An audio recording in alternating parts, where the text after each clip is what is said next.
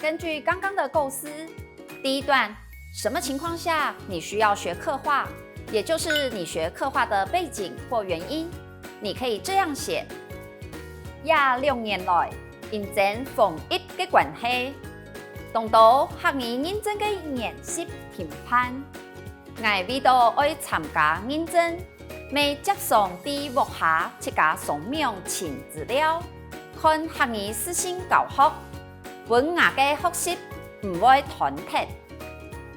第二段，先分论网络线上学习的优点，我们就要提出线上学习刻画有什么优点。比如讲，线上学刻画同4项，线上伫线上每做得随时留学生的互动，网络上还有青岛客家养音资源，还做得伫亲自发通地度欢喜学学员。以上的叙述说明，在网络上也可以欢喜学客语。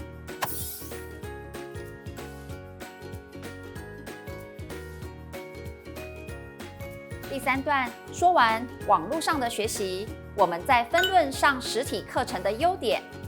分论的意思就是要提出不同的观点，比如实体课程，做得同大家面对面讨论问题，有讲有笑，遇到较唔会发音嘅事，还做得感受欣赏热情嘅精神指导，老面对人嘅机器都冇共用。而且在这段要表明自己更喜欢上实体课，呼应题目说明的要求。较好伫网络上学客家话，也是上实体课程。我们就写我还是亲好伫学校留先生同学共下上课，打嘴鼓学习客话。第四段最后总结，无论用哪种方式学刻画，都要有认真的态度。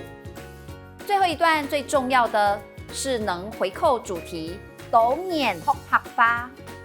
更加分的是，你可以引用客家老古人的谚语词不法，所以我们可以这么写：客家老古人讲，唔有上天台，我有落地索。总讲天爱人日少，天爱人日多。唔管你选择用哪种方式来学客话，听出爱色盲。记得要在回扣主题，都研学客话，客话万事传。能这样写，就是一篇结构完整又能扣紧主题的好文章了。所以，只要依照步骤来，写作是不是没有你想象中的困难呢？